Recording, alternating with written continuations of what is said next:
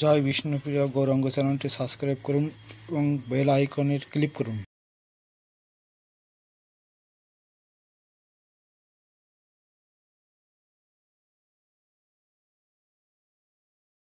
জয় নিতাই।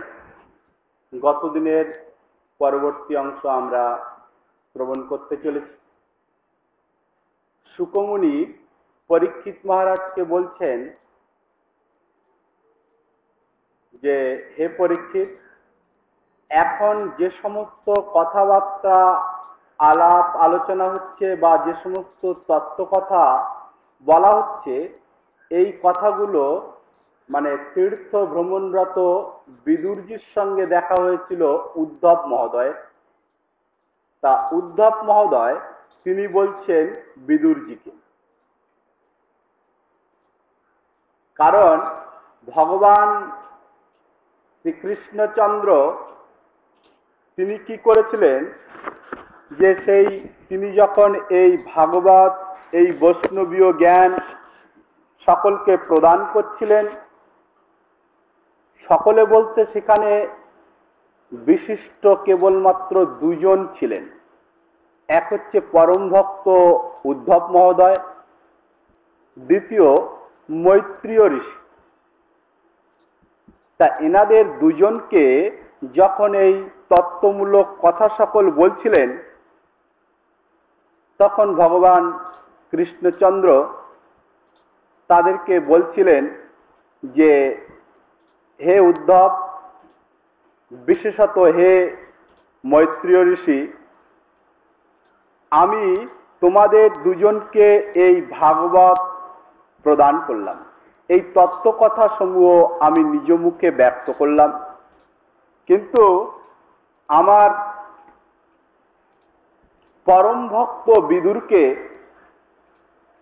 এই সমস্ত তত্ত্ব কথাগুলি জানিও।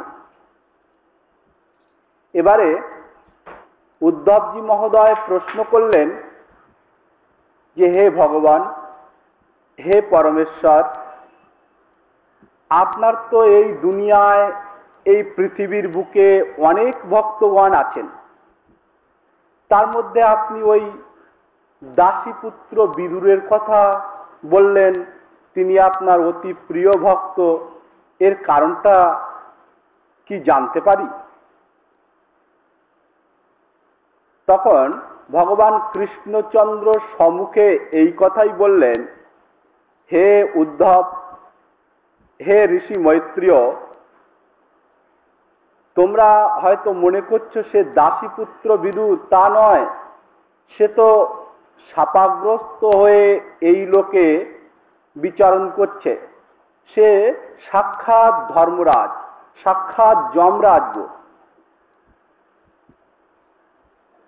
উদ্ধবজি মহোদয় বললেন, প্রভু, আমি সেই বিস্তারিত অভিসম্পদের কারণটা জানতে চাই। আমি সেই বিষয়টা জানতে চাই। সেই ধর্মরাজ তিনি কি করে এই পৃথিবীতে দাসীপুত্র রূপে বিচরণ করে বেড়াচ্ছে? বলছেন সে এক ঘটনা। বলছেন এই পৃথিবীতে ঋষি মান্ডব্য তিনি একবার এক বনপ্রদেশে ভজন করতেন। তা কিছু কি করবেন আপনি? অর্থাৎ দিয়ে দিন, দেরি করছি।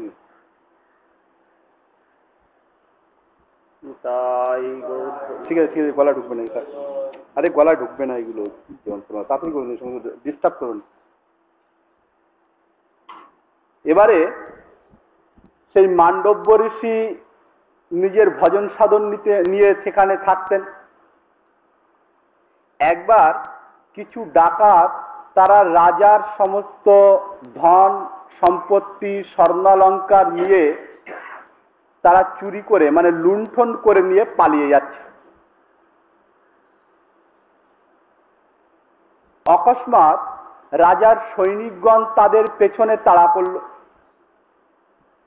এবারে সেই সমস্ত দস্যু মানে তস্করগণ তারা ওই ঋষি মান্ডব্যের কাছে এসে ছুটতে ছুটতে বলছেন যে, হে ঋষে, আমরা পথিক, আমরা তীর্থযাত্রী, আমাদের কাছে কিছু স্বর্ণালঙ্কার আদি আছে, তা সেগুলো নেওয়ার জন্য মানে কিছু দস্যুরা তারা সৈনিকদের বেশভূষা ধারণ করে আমাদের তাড়া করেছে। ঋষি মান্ডব্য চিন্তা করলেন যে হয়তো তীর্থযাত্রী, তারা দস্যুদের কবলে পড়বে। বলছেন ঠিক আছে। তিনি বললেন আমার কুটিরের মধ্যে এই সমস্ত স্বর্ণাদি তোমরা অলঙ্কার আদি রেখে যাও, পরে নিয়ে যেও। এবারে ওই রাজার লোকজনেরা মানে সৈনিকেরা এসে কি করলো, ঋষিকে বলছেন ওহো তাহলে ওই ডাকাতদের সর্দার তুমি? বলছেন কারা ডাকাত? বলছেন সেসব বিচার রাজা করবে, চলো। এবারে ঋষি মান্ডব্যের গৃহ মধ্যে মানে ভজন কুটিরের মধ্যে সেই যে ডাকাতি করা যে ধন সম্পত্তি সেটাও পেল। এবারে ধরে নিয়ে গেল। যথাসময়ে রাজসভায় তাকে পেশ করা হল। রাজা বললেন যে হে ঋষে, তুমি এক ভণ্ড সাধু, তুমি সাধুর বেশ ধারণ করে তুমি ডাকাতি কাজ করো, এ তো তোমার লজ্জা হওয়া উচিত। এর থেকে তুমি যদি ডাকাতি হতে তাহলে আমি তোমার জন্য একটা বিচার করতাম, কিছুটা মানে কিছুদিনের জন্য কারাদণ্ড প্রদান করতাম। কিন্তু তুমি সাধু হয়ে এমন গরিত কর্ম করেছো, তাই আমি তোমাকে শুলে চড়ানোর জন্য মানে অনুমোদন করলাম। আমি এটাই নির্দেশ দিলাম যে তোমাকে শুলে চড়ানো হোক। ঋষি মান্ডব্য কিছু বলতে চাইলেন। রাজা বললেন যে হে ঋষে, এতে আপনার ছাপাই দেওয়ার কি আছে? আপনার ঘরের থেকে সেই লুণ্ঠন করা সম্পত্তি পাওয়া গেছে, আর সেই সমস্ত তস্কর মানে দস্যুরা আপনার কানে কানে কি বলেছে তা আমার সৈনিকগণ দূরের থেকে দেখেছে। তাহলে এতে তো পরিষ্কার প্রমাণিত হয় যে তুমি সেই সমস্ত দস্যুদের সর্দার। এতে আর তুমি কিছু বলতে চেও না। সৈনিকদের আদেশ দিলেন নিয়ে যাও, চৌরাস্তার মোড়ে গিয়ে সেখানে শুলে চড়াও, লোকে দেখুক যে সাধু এমন দুষ্কর্ম করে বেড়ায়, তার শাস্তিটা পাওয়া উচিত, যাতে এমন গরিত নিন্দনীয় কর্ম আর কেউ কখনো না করে। ঋষি মান্ডব্যকে শুলে চড়ানো হলো। কিন্তু কি আশ্চর্য, সেই শুল তাকে বিশেষ কোনো ক্ষতি করতে পারল না। কয়েকদিন হয়ে গেল, অনেক সাধুরা সেখান থেকে যাচ্ছেন, যে চিন্তা করছে ঋষি মান্ডব্য তিনি মহামুনি, তার দ্বারা তো এমন কার্য কদাপি হতে পারে না। সকলে দণ্ডবাদ প্রণাম করে চলে যাচ্ছে আর বলছেন হে মহামুনি, আপনার এই দুর্দশার কি কারণ? বলছেন এসব প্রারব্ধ, কারো দোষ নয় এগুলি। একে অপরে জানতে জানতে রাজার কানে গিয়ে পৌঁছালো যে ঋষিকে শুলে চড়ানো হয়েছেন তিনি মহামুনি মান্ডব্য। রাজা যখন এই কথা শ্রবণ করলেন, তার নাম জানতে পারলেন, তখন তিনি নগ্ন পদে ছুটতে ছুটতে সেই যে চৌরাস্তার মোড়ে সেখানে ছুটে ছুটে এলেন। এসে হাত জোড় করে বলছেন হে মহামুনি, হে মান্ডব্য ঋষি, আমার বড়ই অন্যায় হয়েছে, বড়ই অপরাধ হয়েছে। সৈনিকদের বললেন হে সৈনিকগণ, তোমরা ঋষি মান্ডব্যকে মুক্ত করে দাও, তাকে নাবিয়ে নিচে নিয়ে এসো। রাজা ঋষি মান্ডব্যের চরণতলে পতিত হলেন, সাষ্টাঙ্গে প্রণাম করে বলছেন হে ঋষে, আমি আপনার অপরাধী। আপনি ঋষি মান্ডব্য এ তো আমি জানতে পারিনি, আপনার কেবল নামই শুনেছি। আপনার দ্বারা এই সমস্ত কার্য কখনোই হতে পারে না। আপনি আমার শাস্তি বিধান করুন, আপনি যা শাস্তি দেবেন আমি তা মাথা পেতে মেনে নেব। ঋষি মান্ডব্য বললেন হে রাজন, এতে তোমার কোনো দোষ নেই গো। আমিও যদি তোমার স্থানে, মানে আমিও যদি রাজা হতাম, তাহলে আমিও এই শাস্তি বিধান করতাম। অতএব এতে তোমার কোনো দোষ নেই, তুমি যাও, তুমি নিরপরাধী, তুমি যে শাস্তি শুনিয়েছ এটা যথাযথ, আমি বরঞ্চ তোমার প্রতি খুশি হয়েছি। এবারে তার তপপ্রভাবে তিনি জমালয়ে গেলেন, ধর্মরাজের সঙ্গে সাক্ষাৎ করলেন। ধর্মরাজকে বলছেন, হে ধর্মরাজ, আপনি সকলের প্রারব্ধ কর্ম নিরূপণ করে থাকেন, প্রভু আপনাকে এই সেবাতেই নিযুক্ত করেছেন। আমি আমার জ্ঞান দ্বারা এই জন্মে বা এর পরের জন্মে কোনো প্রকার অপরাধ আদি করিনি, কোনো পাপ করিনি, তা আমাকে এইভাবে প্রতারিত হতে হলো, অসম্মানিত হতে হলো, এর কারণ কি? ধর্মরাজ চিত্রগুপ্তকে বললেন, ঠিক আছে, মহামুনি মান্ডব্যের ফাইলটা নিয়ে এসো, সেখানে সকলের পৃথক পৃথক খাতা আছে, সব লেখা আছে।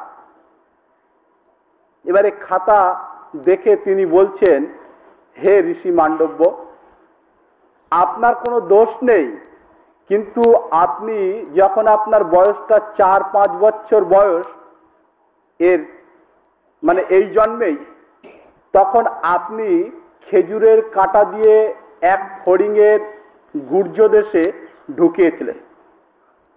তা আপনার সেজন্যই এই শুলে চড়ানোর যে প্রারব্ধ সেটা আমি প্রদান করেছি।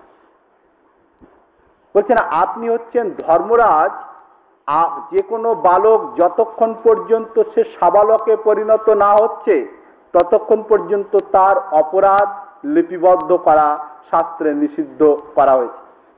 আমি ছোটবেলায় হয়তো অজ্ঞানতার কারণে এমন কর্ম করেছি, কিন্তু সেটা তো ওই প্রারব্ধ কর্মের মধ্যে যাবে না। তাই আমি তোমাকে অভিসম্পদ প্রদান করছি, তুমি শাস্ত্র বিরুদ্ধ আচরণ করেছ। অতএব তুমি মর্তে গিয়ে দাসীর পুত্র রূপে জন্ম নিয়ে 100 বছর পর্যন্ত তুমি ওই মর্তে বিভিন্ন জ্বালা, বিভিন্ন যাতনা, বিভিন্ন দুঃখ তুমি নিজ চক্ষে দেখবে।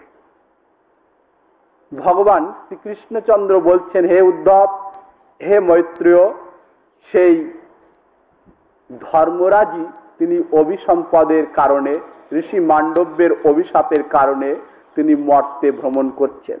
তিনি আমার প্রাণ, তিনি আমার অত্যাধিক প্রিয় ভক্ত গো, তাই এই সমস্ত তত্ত্ব কথা তাদেরকেও বলো। এবারে উদ্ধবজি তিনি ভগবানের সমস্ত তত্ত্ব কথা প্রাপ্ত হয়ে তিনি প্রভুর চরণ পাদুকা মস্তকে নিয়ে তার আদেশ অনুক্রমে তিনি বদ্রীনাথের দিকে যাচ্ছেন। বদ্রীনাথ যেতে হলে এই হরিদ্বার বা ঋষিকেশের উপর দিয়েই রাস্তা, আর কোনো রাস্তা মানে সংক্ষেপে হয় না। এবারে সেখানে তীর্থ ভ্রমণরত বিদুরের সঙ্গে তার সাক্ষাৎ হলো। বিদুরজিকে দেখে উদ্ধব একে অপরের প্রতি যে সামাজিক নিয়ম তৎসমুদায় প্রদর্শন করালেন। একে অপরের সঙ্গে পূর্বের থেকেই পরিচয় আছে। তারপরে প্রভুর অপ্রকট লীলার কথা বর্ণনা করলেন। তারপরে বললেন যে প্রভু কি বলেছেন, আমাকে সেই সমস্ত কথা একটু শ্রবণ করাও। হে উদ্ধবজি মহোদয়, আপনি সেই সমস্ত কথা শুনিয়ে, সেই ভগবানের গুণগ্রাম, তার তত্ত্ব কথা শুনিয়ে আমাকে আপনি দণ্ড করুন। বলছেন যে আমি তো যৎকিঞ্চিত আপনাকে শ্রবণ করাচ্ছি, কিন্তু হে মহামতি বিদুর, এই কথা আমার সঙ্গে প্রভুর যে সমস্ত তত্ত্ব কথা আলোচনা হয়েছে তৎসমুদায় মৈত্রেয় ঋষি আপনাকে পূর্ণরূপে শ্রবণ করাবেন, প্রভুর আদেশ আছে তার উপরে। তা আমি যৎকিঞ্চিত প্রভুর গুণগ্রাম, প্রভুর লীলার কথা বর্ণনা করছি। তা তিনি প্রভুর লীলা মানে দশম স্কন্ধের যে বাল্য জন্ম থেকে নিয়ে বাল্য লীলাদি তিনি সংক্ষেপে বর্ণন করলেন। তা আমরা এখানে আর সংক্ষেপে কেন শ্রবণ করব? আমরা দশম স্কন্ধ গেলে বিস্তারিত শ্রবণ করেই আনন্দ পাবো। অতএব আমরা এখানে এই বিষয়ে আর আলোচনা করব না। খুব সংক্ষেপে কৃষ্ণলীলা বর্ণনা করেছেন, যেটা দশমে গিয়ে বিস্তার হয়েছে। এবারে তিনি বললেন যে, হে মহামতি বিদুর, আপনি এখানে অপেক্ষা করুন, যথাসময়ে ঋষি মৈত্রেয়ের সঙ্গে আপনার সাক্ষাৎ হবে। আর তিনি মানে উদ্ধবজি মহোদয় তিনি চললেন বদ্রীনাথের পথে। বল বদ্রী বিশাল ভগবান কি জয়। যথাসময়ে ঋষি মৈত্রেয়ের সঙ্গে তার সাক্ষাৎ হলো। বিদুরজি মহোদয় তাকে দণ্ডবত প্রণাম করে তারা ওই হরিদ্বার ক্ষেত্রে সুন্দর একটি স্থান নিরূপণ করে সেখানে ভগবান যে সমস্ত অতি গোপন তত্ত্ব কথা বলেছিলেন তৎসমুদায় তাদের মধ্যে বিস্তারিত আলোচনা আরম্ভ হলো। হে পরীক্ষিত, সেই সমস্ত কথাই আমি তোমাকে ক্রমান্বয়ে শ্রবণ করাতে চলেছি।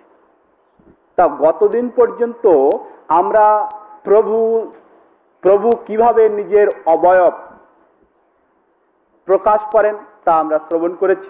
এবং ব্রহ্মাজি যে সেই শ্রী নারায়ণের নাভি কমল থেকে উৎপন্ন হয়েছিলেন, বিশাল পদ্ম উৎপন্ন হয়েছিল, তার উপরে ব্রহ্মাজি উৎপন্ন হয়েছিলেন, আমরা শ্রবণ করেছিলাম। ঠিক তার পরবর্তী অংশ। এবারে ব্রহ্মাজি কি করছেন? ব্রহ্মাজি চিন্তা করছেন, কে আমি, কোথার থেকে এসেছি, চতুর্দিকে ঝঞ্ঝা মানে প্রচন্ড বায়ু বইছে, আর চতুর্দিকে একেবারে জলে পরিপূর্ণ, কোথাও কিছু নেই। এই মহাপদ্মের মধ্যে আমি কোথার থেকে আসলাম? আমি নিজেকেই তো চিনতে পারছি না। তাই ব্রহ্মাজি নিজের গলদেশ ঘোরালেন। একটা মুখ ছিল ব্রহ্মাজির। এবারে তিনি যখন আবার চতুর্দিকে দেখলেন, একটা মুখ তো পূর্বে থেকেই ছিল, আর তিনটি দিকে যখন নিজের গলদেশ সঞ্চালন করলেন, এই চারটি মস্তক তার হয়ে গেল। চতুর্দিকে দেখার জন্য এই চারটি মুখ ব্রহ্মাজির হলো। তিনি হচ্ছেন আমাদের সৃষ্টিকর্তা। তিনি চিন্তা করছেন, কে আমি, কোথার থেকে আসলাম, কি করব, আমার কি করণীয়, এই সমস্ত ভাবতে ভাবতে অনেক বছর চলে গেল। দিব্য পরিমাণে প্রায় 1000 বছর এইভাবেই চলে গেল। তিনি কি করলেন? সেই যে মহাপদ্ম ভগবানের নাভি কমল থেকে উৎপন্ন হয়েছিল, সেই পদ্ম নালের মধ্যে প্রবিষ্ট হয়ে 100 বছর পর্যন্ত দিব্য যুগের সেই নালের ভিতরে প্রবেশ করলেন। যে আমি কোথা থেকে এসেছি দেখি না। কিন্তু ব্রহ্মাজি তাও কিছু বুঝতে পারলেন না। প্রভুর মায়া এমনই যে ব্রহ্মা পর্যন্ত তার কিঞ্চিত মাত্র অনুধাবন বা জ্ঞান প্রাপ্ত হতে পারলেন না। তিনি আবার উপরে এসে তিনি আবার সেই পদ্মের উপরে উপবিষ্ট হয়ে ভাবছেন যে আমার কি করণীয়, এখন আমি কি করব, এখন আমার কোথার থেকে কিভাবে আমি কি করি, এই সমস্ত ভাবছেন। এবারে তিনি যখন ভাবতে ভাবতে দিব্য যুগের পরিমাণে 1000 বছর অতিবাহিত হলো, অকস্মাৎ সেই অগাধ পয়োধি নীর থেকে মানে জলের মধ্যে থেকে প্রথমে ভেসে আসছে কি ত ভেসে আসলো, একটু পরে আবার প ভেসে আসলো। তাহলে দুটো মিলে হচ্ছে তপ, মানে তপস্যা করো, ভজন করো। ব্রহ্মাজি চিন্তা করলেন, তাই তো, আমাকে তাহলে কেউ প্রেরণা দিচ্ছেন যে আমাকে তপস্যা করতে হবে।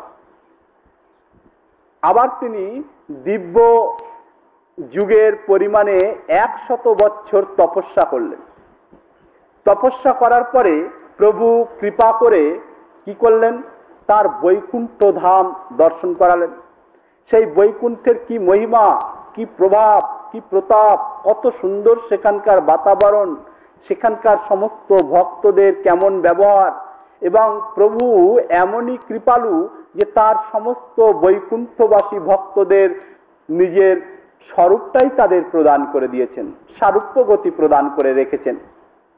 সেই সমস্ত দর্শন করলেন।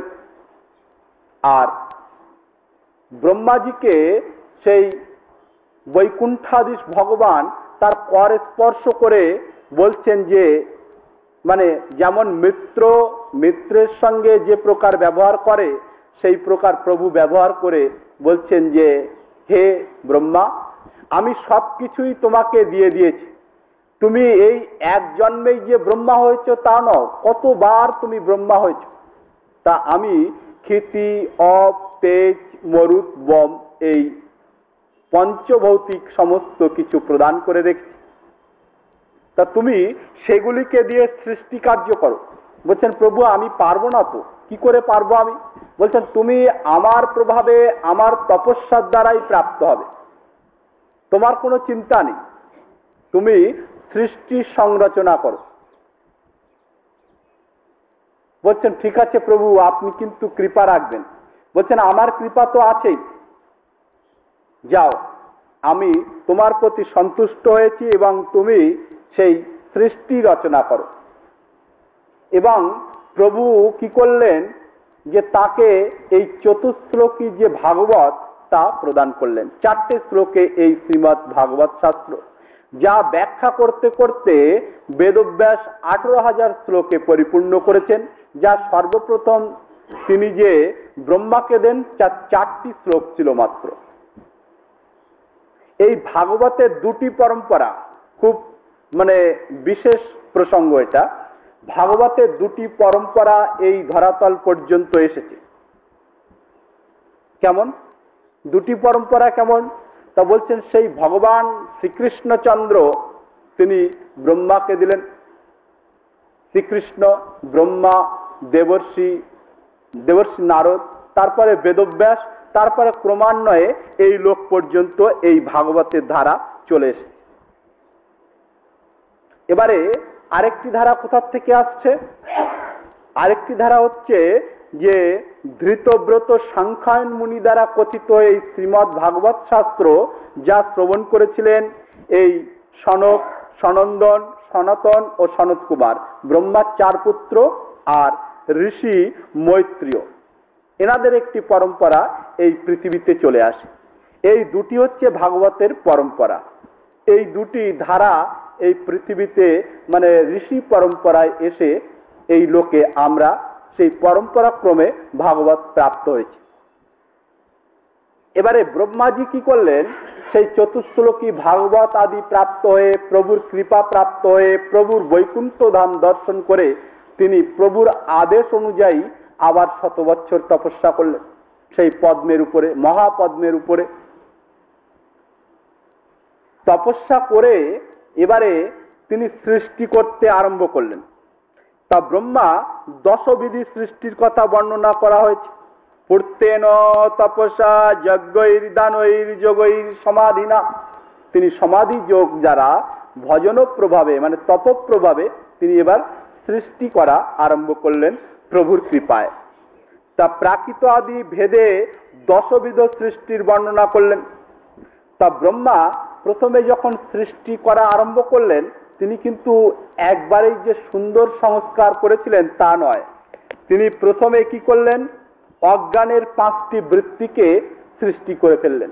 ইচ্ছা ছিল না, কিন্তু সেটা প্রভুর ইচ্ছাতেই, বা নিজের সৃষ্টি প্রথম করতে গেলে যে সুন্দর হবে তার তো কোনো মানে নেই।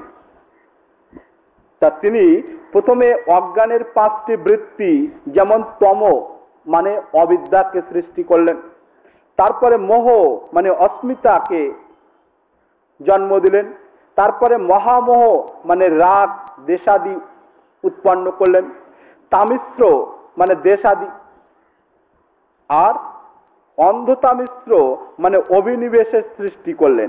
এই পঞ্চবিধ মানে একেবারে দুর্গুণ, সেগুলো ব্রহ্মাজি প্রথমে তৈরি করলেন। এবার ব্রহ্মাজির দ্বারা এই সমস্ত তৈরি হলে ব্রহ্মাজি চিন্তা করছেন এগুলো তো সবই ক্ষতিকারক, কি হবে এখন? আবার তপস্যা করা আরম্ভ করলেন। তপস্যা করার পরে ব্রহ্মা যখন সৃষ্টি আদি করা আরম্ভ করলেন, তার থেকে এমন কিছু দানব না ভূত না প্রেত, মাঝখানের এক জাতীয় মানে আসরিক প্রবৃত্তি বিশিষ্ট এক অনেক মানে লক্ষ লক্ষ সেই আসরিক বৃত্তি সম্পন্ন ব্যক্তিদের জন্ম হল। এবারে তারা কামাসক্ত হয়ে কি করছে, নিজেদের সেই অঙ্গ প্রত্যঙ্গ ধারণ করে বলছেন এই বেটাকেই আমরা সম্মোহন করব। ব্রহ্মাজি তো আর কি করবেন, সব ছেড়ে প্রভুর দিকে ছুটে গেলেন, বলছেন প্রভু রক্ষা করুন। এবারে প্রভু বলছেন যেহেতু ব্রহ্মা বিপদে পড়েছে, প্রভু মায়া রচনা করে তাদের সব আবার নিঃশেষ করে দিলেন। ব্রহ্মাজি বলছেন প্রভু প্রভু এ আমার দ্বারা এ সম্ভব না, আমি যাদের রচনা করেছি, আমি যাদের তৈরি করেছি তারাই আমাকে ভোগ করার জন্য ছুটে আসছে, এ কেমন প্রভু, আমার দ্বারা হবে না। বলছেন আবার তপস্যা করে, আবার 100 বছর তপস্যা করলেন দেব পরিমিত। এবারে তপস্যা করার পরে এবার সুন্দর তিনি সর্বশ্রেষ্ঠ তপস্যার দ্বারা তিনি চতুষ্ষণকে উৎপন্ন করলেন, সনক, সনন্দন, সনাতন ও সনত কুমার। তারা ভগবানেরই সর্বপ্রথম অবতার বলা হয়েছে। তারা যখন অবতীর্ণ হলেন জন্ম নিলেন, চতুষ্ষণ হাত জোড় করে বলছেন হে পিত, বলুন আপনি আজ্ঞা করুন, আপনি আমাদের কাছে পূজনীয় এবং আমাদের পিতা, আপনি আমাদের আদেশ করুন, আমরা কি করব। বলছেন হে পুত্র চতুষ্টয়, তোমরা প্রজা সৃষ্টি করো। বলছেন না না প্রভু, হে পিত, এ আমাদের দ্বারা সম্ভব নয়, আপনি আমাদের পিতা ঠিক আছেন, আপনাকে আমরা শ্রদ্ধা করি, দণ্ডবত প্রণাম করি, কিন্তু এই যে সংসারে মোহিত হওয়ার জন্য আমরা ওই সৃষ্টি কার্য করতে পারবো না, আপনার এই আদেশ আমাদের পালন করা সম্ভব নয়। তারা ব্রহ্মাজিকে দণ্ডবত প্রণাম করে সংসারকে ভয়ভীত হয়ে তারা চলে গেলেন। তারা সেই ঋষিদের মার্গকে অবলম্বন করলেন। মুক্ত পুরুষগণ যে পথে গমন করে থাকেন সে পথেই তারা 4 জন বেরিয়ে পড়লেন। ব্রহ্মাজি ক্রোধ হয়েছে। ব্রহ্মাজি তিনি চিন্তা করছেন, দেখো আমার পুত্র আমার আজ্ঞা পালন না করে আমাকেই উল্টো আরো জ্ঞান দিয়ে চলে যাচ্ছে। যদিও ক্রোধকে সম্বরণ করলেন, কিন্তু ক্রোধ হলে যেমন এই চোখের যে ভ্রু এগুলো কুঞ্চিত হয়ে যায়, তা যখন কুঞ্চিত হয়েছে তা 2 ভ্রুর মাঝখান থেকে যে স্থানটা, এখান থেকে এক দিব্য পুরুষের জন্ম হয়েছে, প্রকট হয়েছেন 2 ভ্রুর মাঝখান থেকে। সেই ব্যক্তি প্রকট হয়ে কি করছেন, তিনি রোদন করছেন আর বলছেন হে পিত, আমার কি করণীয়, আমার বাসস্থান কোথায়, আমি কোথায় থাকবো, আমার কে আত্মীয় স্বজন, আমার স্ত্রী বা কে, ইত্যাদি রূপে সেই ব্যক্তি রোদন করছে আর বলছে। নীল ও লোহিত বর্ণ বিশিষ্ট। ব্রহ্মাজি বলছেন যে তুমি হওয়ার সঙ্গে সঙ্গেই যখন রোদনে ধাতু, বলছেন তুমি যখন রোদন করছো তাহলে তোমার এক নাম রুদ্র বলেই সকলে জানবে। ইনি হচ্ছেন মহাদেব ভগবান। বল রুদ্র ভগবান কি জয়। বলছেন ঠিক আছে, তার বাসস্থান, তার স্ত্রীর নাম সব বলে দিলেন। বলছেন প্রভু এখন আমি কি করব। বলছেন কেন, তুমি সৃষ্টি সংরচনা করো, বংশ বিস্তার করো। ভোলেনাথ বললেন ঠিক আছে, আমি তাহলে বংশ বিস্তার করতে চললাম। এবারে ভোলেনাথ কি করেছেন, বংশ বাড়ানো আরম্ভ করলেন। সেখান থেকে ভূত, প্রেত, পিচাচ, যক্ষ, রক্ষ ইত্যাদি উৎপন্ন হয়েছে। তারা দেখছে এই পৃথিবীতে খাবে কি, খাওয়ার তো কিছু নেই। তখন চতুর্দিকে গিয়ে ঘুরে ঘুরে সেই যে সমস্ত ভূত প্রেতাদি উৎপন্ন হয়েছিল, তারা গিয়ে দেখছে কি 4 মস্তক বিশিষ্ট এক বৃদ্ধ বসে আছে। তা সেই 4 মস্তক বিশিষ্ট বৃদ্ধ বসে আছে ব্রহ্মাজি, তাকে তারা বলছে কি যে এনাকেই খেয়ে ফেলি আমরা, অন্তত খানিকক্ষণের জন্য পেটটা তো ভরবে। এবারে ব্রহ্মাজি তখন বলছেন এ তো ভারী বিপদ, আমার পুত্র রুদ্রের দ্বারা উৎপন্ন যারা হয়েছে তারা বলছে আমাকে খাবে। তার মধ্যে কেউ কেউ হা করে ব্রহ্মাকে খেতে গেলে আর কেউ কেউ বলছে আরে না, রক্ষা করো। তা যারা রক্ষা করার জন্য বলল তারা হচ্ছে রক্ষ, আর যারা মানে ভক্ষণ করতে গেল তারা হলো সব যক্ষ। এই যক্ষ আর রক্ষের উৎপত্তির কারণ বললেন এবং কারা যক্ষ কারা রক্ষ তাও বর্ণনা করলেন। এবারে ব্রহ্মাজি বলছেন, হে পুত্র রুদ্র, তোমার আর ওই সৃষ্টি সংরচনা করার দরকার নেই, সৃষ্টি করার আগেই তারা তো সব ধ্বংস করে ফেলবে, অতএব তুমি এই সমস্ত সৃষ্টি রচনা এখন বাদ দিয়ে ভজন সাধন করো। রুদ্র ভগবান বললেন, যাক বাঁচলাম, ভজন করার অবসর তো পাওয়া গেল। তিনি ভজন করতে লেগে গেলেন। এবারে ব্রহ্মাজি চিন্তা করলেন সৃষ্টির দায়িত্ব আমার উপরে, তিনি আবার সৃষ্টি করা আরম্ভ করলেন। এবারে অনেক উন্নত সংস্কারের 10 জন পুত্রকে জন্ম দিলেন। সেই যে দেবর্ষি নারদের প্রসঙ্গ আমরা শ্রবণ করেছিলাম, সেই দেবর্ষি নারদ মহাপ্রলয়ের সময় ভগবান শ্রী বিষ্ণুতে মিলে গিয়েছিল, সেই আদি নারায়ণে মিলে গিয়েছিল। এবারে তিনি কি করছেন, ব্রহ্মাজি উৎপন্ন হয়েছেন, এবার ব্রহ্মার থেকে এই দেবর্ষি নারদের জন্ম হচ্ছে। 10 পুত্রের মধ্যে দেবর্ষি নারদের নামকরণ সর্বাগ্রে। দেবর্ষি নারদ ব্রহ্মার ক্রোড় থেকে উৎপন্ন হলেন। মহারাজ দক্ষ ব্রহ্মাজির অঙ্গুষ্ঠ থেকে উৎপন্ন হলেন। ঋষি বশিষ্ঠ সেই ব্রহ্মার প্রাণ থেকে উৎপন্ন হলেন। ভৃগুমুনি তিনি ব্রহ্মাজির ত্বক মানে চামড়া থেকে উৎপন্ন হলেন। আর ঋতু ক্রতু নামক যে ঋষি, তিনি কর থেকে, আর পুলহ ব্রহ্মাজির নাভিদেশ থেকে। পুলস্ত ঋষি ভগবানের কর্ণদ্বয় সেই ব্রহ্মার কর্ণদ্বয় থেকে, আর ঋষি অঙ্গিরা মুখ থেকে। অত্রি ঋষি চক্ষুদ্বয় থেকে, মরিচি মুখ থেকে, আর ধর্ম দক্ষিণ স্থান থেকে, আর অধর্ম ব্রহ্মাজির পৃষ্ঠদেশ থেকে উৎপন্ন হলেন। ব্রহ্মাজি যখন এত সুন্দর সুন্দর সমস্ত মহর্ষিদের জন্ম দিলেন, খুব আনন্দ হলো। তারা ব্রহ্মাজির আনুগত্য স্বীকার করে ব্রহ্মাজির কাছেই থাকলেন, খুব খুশি হয়েছে। এবারে তিনি যখন আবার সংরচনা করা আরম্ভ করলেন, বাক নামে মানে দেবী সরস্বতীর জন্ম হল। মা সরস্বতীর যখন জন্ম হলো, তা মা সরস্বতী এত রূপবতী, এত সুন্দরী যে তাকে দেখে ব্রহ্মাজির মোহ উৎপন্ন হলো। তিনি সব মানে সেই নিজের থেকে উৎপন্না, নিজের পুত্রী সমতুল্যা যে মা সরস্বতী উৎপন্না হলেন, তার প্রতি তিনি কামাসক্ত হয়ে ধাবিত হলেন। এবারে মা সরস্বতীর পেছনে যখন ব্রহ্মাজি গমন করছেন, তখন এই যে 10 জন পুত্র, তারা বলছেন, হে পিত, হে আদিদেব, এ আপনি কি করছেন?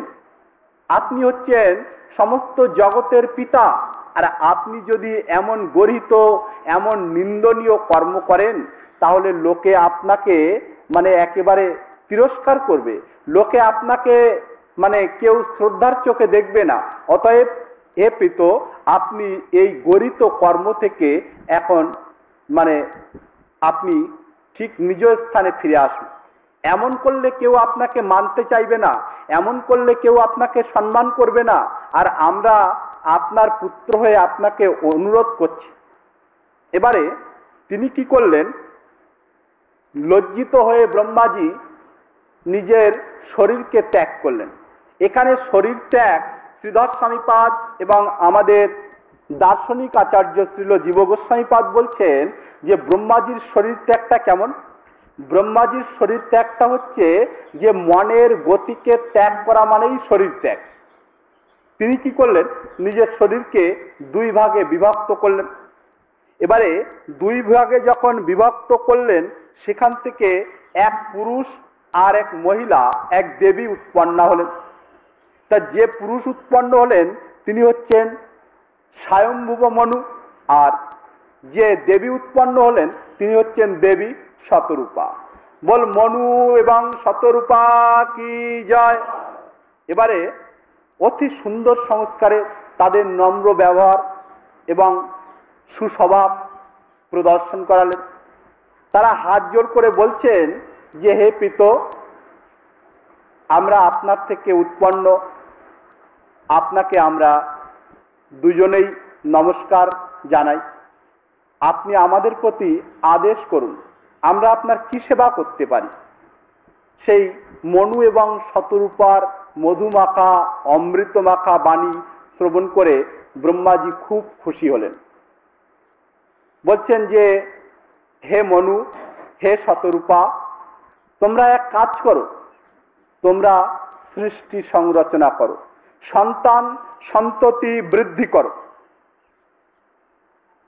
শুকমুনি পরীক্ষিত মহারাজকে বলছেন, প্রিয়ব্রত উত্তানপাদৌ তিস্র কন্যাস্য ভারত আকুতির্দেব হুতিশ্চ প্রসূতিরিতি সপ্তমঃ। হে পরীক্ষিত, এই পৃথিবীতে যে সমস্ত মানব দেখা যাচ্ছে, এমনকি আমরা পর্যন্ত সেই মনুর পরম্পরা, সেই মনুর বংশের থেকেই কিন্তু আমাদের জন্ম হয়েছে। মনুর সন্তানদের মানব বলা হয়েছে। তাহলে যত মানব তা সমস্ত ওই মনু এবং শতরূপার থেকে উৎপন্ন। তাই হে রাজন, এই মনু এবং শতরূপার থেকে প্রিয়ব্রত আর উত্তানপাদ নামক দুই পুত্রের জন্ম হয়। তিস্র কন্যাশ্চ ভারত, তিনটি কন্যার জন্ম হয়, আকুতি, দেবহূতি এবং প্রসূতি। এই পাঁচটি সন্তানের দ্বারা এই জগতে যত মানব দেখা যাচ্ছে তারা সকলে তাদের থেকেই উৎপত্তি হয়েছে এবং তাদের বংশ অতি চমৎকার, অতি আকর্ষণীয় এবং অতি সুন্দর। পরীক্ষিত মহারাজ প্রশ্ন করলেন যে হে মহামুনি, হে গুরুদেব, সেই মনু এবং শতরূপা উৎপন্ন হয়ে কি করলেন আপনি, সেগুলো কৃপা করে যদি বলেন। বলছেন হ্যাঁ, তা তো বলবোই, আমি বলতে বলতে ভাবের আবেগে চলে এসেছিলাম, তো তাই আমি তাদের কথাটা আগেই একটু ইঙ্গিত করে নিলাম। বলছেন সেই মনু এবং শতরূপার ব্যবহারে ব্রহ্মাজি সন্তুষ্ট হয়ে বলছেন তোমরা সংসার সন্তান সন্ততি বিস্তার করো। এবারে মনু এবং শতরূপা বলছেন হে পিত, হে আদিদেব, আমরা তো দেখতে পাচ্ছি এই পৃথিবী একেবারে জলে পরিপূর্ণ, চতুর্দিকে জলে থই থই করছে, তা আমরা তো স্থলচর, সেই জলের মধ্যে কি করে সংসার বিস্তার করব। ব্রহ্মাজি তখন গলদেশ ঘুরিয়ে দেখছেন যে চতুর্দিকে সত্যই তো সেই পৃথিবী নেই, কোথাও পৃথিবী নেই। এই পৃথিবীকে ব্রহ্মাজি কয়েকবার উপরে তুলে রেখেছিলেন, সমুদ্রের জল শুষ্ক করে তিনি আবার পৃথিবী দেবীকে উপরে তুলে রেখেছিলেন। কিন্তু সে সময় আদি দৈত্য হিরণ্যাক্ষ সে ওই পৃথিবী দেবীকে কি করেছে, পাতালে নিয়ে গিয়ে লুকিয়ে রেখেছে। মহাদৈত্য, সকলেই ভয় পায় তদানীন্তন সময়। পরীক্ষিত মহারাজ প্রশ্ন করে বসলেন যে সেই আদি দৈত্য হিরণ্যাক্ষ সে আবার কি? আবার কিন্তু প্রসঙ্গ বিস্তার হয়ে যাচ্ছে। সেই আদি দৈত্য হিরণ্যাক্ষটাকে শুকমুনি বললেন যে ঠিক আছে, তাহলে তুমি ধৈর্য অবলম্বন করে শোনো, খুব সুন্দর কথা, খুব ভালো কথা। কি ভালো কথা? বলছেন দেখো, এই ব্রহ্মাজির আদি সৃষ্ট যে সনক সনন্দন আদি যে চার পুত্র,